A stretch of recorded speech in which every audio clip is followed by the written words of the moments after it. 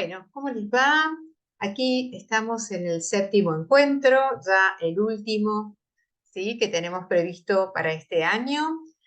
Vamos a abordar en este sentido de recuperar, digamos, y de que el estudiante sepa, vos como estudiante, sepas lo importante, digamos, que vas a tener que adquirir en las prácticas, siempre pensando en que éstas sean justamente una formación fuerte a lo largo de toda tu carrera, ¿sí? Recordá que los títulos son de docentes, por eso tienen tanta importancia las prácticas a lo largo de todos los años, dentro de lo que es el campo, digamos, de justamente de las prácticas profesionales. Bueno, cada una de las prácticas vas a tener que atender a los componentes del plan de clase, de unidad o de proyecto. Si, digamos, vos entendés la planificación, que es aquello que va a generar un proceso de enseñanza, ¿sí? Para provocar procesos de aprendizaje en los estudiantes, vas a tener que comprender justamente que hay una temporalidad, ¿no? Por eso hablo de plan de clase, hablo de unidad o plan de unidad, que son varias clases que se ligan y se relacionan bajo un mismo tema, por ejemplo, o proyectos que tienen otra temporalidad un poquito más amplia, ¿no? Puede ser un proyecto de un mes hasta de todo el ciclo lectivo. Estos componentes siempre rondan dentro de los mismos, ¿sí? Van a ser reiterados, lo que sí van a tener un encuadre y un enlace en función de los distintos diseños curriculares. ¿Por qué? Porque estos componentes se desprenden, digamos, de los diseños curriculares de los distintos niveles educativos a los cuales vas a ir cursando, te vas a ir como entrenando para dar las clases y tienen, digamos, un enlace y una significación que en general es la misma, ¿sí? Y el plan de clase o de unidad o de proyecto, es decir, la combinación final de esos componentes, tiene la particularidad de el nivel, los diseños curriculares de esos niveles y también de la forma en que cada equipo de práctica lo va a plantear. Bien, avancemos un poquito más.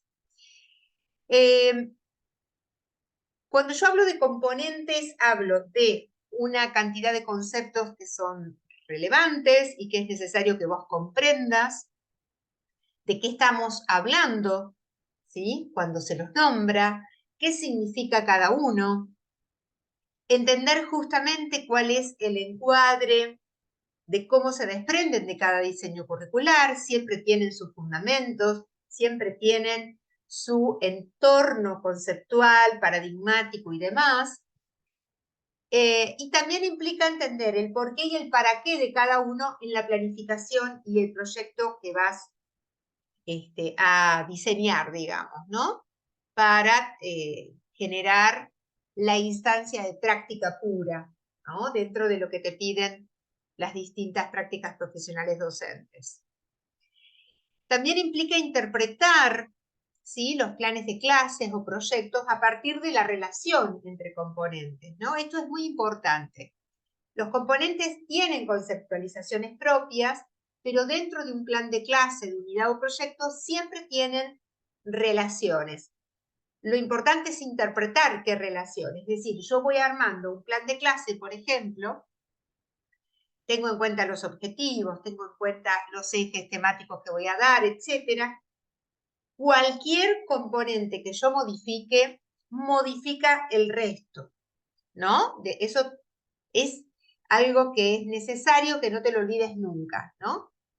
Como los componentes de un plan están todos relacionados entre sí, yo muevo uno de los componentes, lo corrijo, se me ocurre hacer otra cosa o lo que sea, tengo que ver si esa modificación, ¿sí?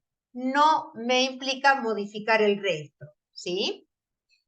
También implica, digamos, la organización y la elaboración de estos planes de enseñanza, pensar las actividades que permitan justamente la transmisión de tu lenguaje. Y eso va a depender a qué destinatarios está dirigida, en qué nivel te estás manejando o estás cumpliendo, digamos, tu práctica, ¿sí? qué tipos de recursos van a entrar, digamos, a jugar en esas actividades, qué tiempo vas a destinar para llevarlas a cabo, ¿no? También es importante ejercitar la traducción de ese tema, saber o contenido en los ejes o niveles, digamos, que proponen los distintos diseños curriculares, ¿no?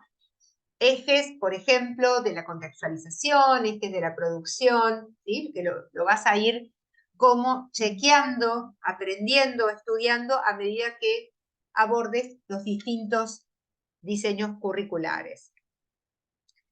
Por otro lado, digamos, implica organizar, elaborar o producir recursos didácticos que acompañen las actividades propuestas, ¿no? Siempre de calidad, se espera que el practicante, el estudiante practicante lleve a su propia clase algo de su propia autoría, ya sea canciones que haya compuesto, recursos en artes visuales que sean de elaboración propia, ¿sí? Teatro que despliegue, digamos, algo del orden de los recursos, ¿sí? Construidos y etcétera, elaborados por sí mismos, ¿no? Estos recursos didácticos van a acompañar esas actividades propuestas y tienen que ser transmisores, ¿sí? De calidad y de valor estético de tu lenguaje. No se puede presentar cualquier cosa, ¿sí? Entonces, es importante que vos, cuando vayas planificando tu clase, también veas con qué recursos estás presentándola. ¿Está? Luego, como decíamos recién, manejar el tiempo para que puedas realmente generar en esos 40 u 80 minutos, según la escuela, digamos, y según la disponibilidad que tengan para los espacios de lenguajes artísticos, puedas generar un proceso de enseñanza, ¿no? Todos estos componentes no deben perder de vista el proceso de aprendizaje que cada estudiante va logrando en su clase. El plan de clase es un tema para aprender, ¿sí? No para renegar, digamos. A veces les cuesta muchísimo entender ese modo de planificación, esos conceptos, la relación entre los conceptos, pero hay que saber que cada práctica presenta un plan de clases, un plan de acción, ¿sí? En una temporalidad determinada y es algo que el estudiante tiene que aprender, ¿sí? Genera en sí mismo un pensamiento flexible, justamente para poder abordarlo, vos tenés que generar un pensamiento flexible para poder entenderlo más rápido. Y esto va a requerirte de ejercicios de elaboración de planes. No esperes que estos te salgan rápido y en la primera vez que lo quieras elaborar, ¿no? Es importante abrir la posibilidad de ejercitar, ¿no? La elaboración de planes. Y en eso de elaborar, también de receptar las concreciones y plasmarlas en el plan, ¿no? Hay como un camino de asesoramiento y de acompañamiento de tus profes, ¿sí? En función de que tus planes de clase siempre sean mejor receptados, ¿no? Mejor clarificados, ¿sí? Porque eso te va a asegurar justamente procesos de enseñanza más claros y más viables. Hay que recordar siempre, ¿no? Que los formatos de planificación van a ser distintos de una práctica a otra, ¿sí?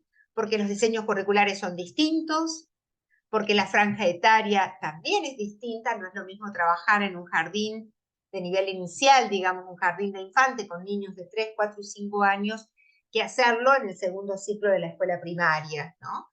Ni hablar de la diferencia etaria con un secundario, ¿no? Porque los equipos de la práctica diseñan formas distintas, tienen que diseñar distintas formas de planificación, justamente en función de los diseños, ¿sí? de las temáticas que se van a abordar, de los grupos etarios, etc. Saber que de cada componente para no perder de vista la relación entre ellos, para luego adaptarlo a cada formato, ¿sí? A cada temporalidad, a cada diseño curricular, a cada estilo institucional, ¿sí? O sea, yo planifico y tengo que saber, como importante, digamos, que estos componentes tienen conceptualizaciones muy similares, si no iguales, pero que tienen que ser adaptados, ¿sí?, a cada formato de plan, a cada temporalidad, a cada diseño curricular y a cada estilo profesional, institucional, perdón. Bien, dentro de los saberes, temas y contenidos, ¿sí?, recuerden, va a haber destinatarios, ustedes van a tener que ejercitar un manejo grupal, ¿sí?, y van a tener que manejar los diseños curriculares, ¿sí?, para saber cómo traducirlos en un tiempo determinado. Detrás de estos elementos componentes que son claves del plan, existen los propósitos, los objetivos. No estamos hablando de lo mismo, ¿sí? Hay que saber en los diseños curriculares qué ideas están, ¿sí?, en el fondo de estas conceptualizaciones. En general, propósitos tiene que ver con los que se logran a largo plazo por parte del docente y los objetivos son los que se plasman en un corto plazo, en el aquí y ahora de la clase, ¿sí? ¿Qué ejes, niveles o distintas complejidades justamente se desprenden de esos saberes, temas y contenidos de los diseños curriculares? ¿Cómo voy a traducir en actividades, ¿sí?, para proponerles al grupo de estudiantes? ¿Qué recursos didácticos me van a acompañar esas actividades? Recursos didácticos pueden ser materiales, pueden ser humanos, ¿sí?, pueden ser objetos, pueden ser elementos, ¿está? Y también tengo que manejar los criterios de evaluación, es decir, ¿para qué yo tengo que pensar, digamos, la clase? ¿Cómo tengo que evaluar sus procesos de aprendizaje para dar cuenta si alcancé o no alcancé los objetivos en cuestión? Bien, esto es todo por hoy, ¿sí? Tengan en cuenta que, bueno, cerramos, digamos, estas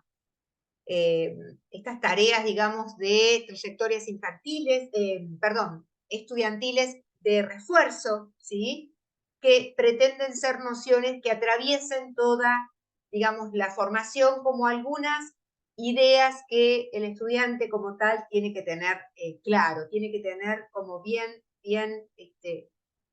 pensadas y a mano, sabiendo un poco a lo que se va a enfrentar, ¿no? Bueno, esto es todo. Cualquier cosa ya saben dónde ubicarme, tienen mi mail seguramente. Y bueno, les dejo un abrazo grande, que terminen muy bien el año y seguramente el año que viene volveremos con algunas otras propuestas. Muchísimas gracias.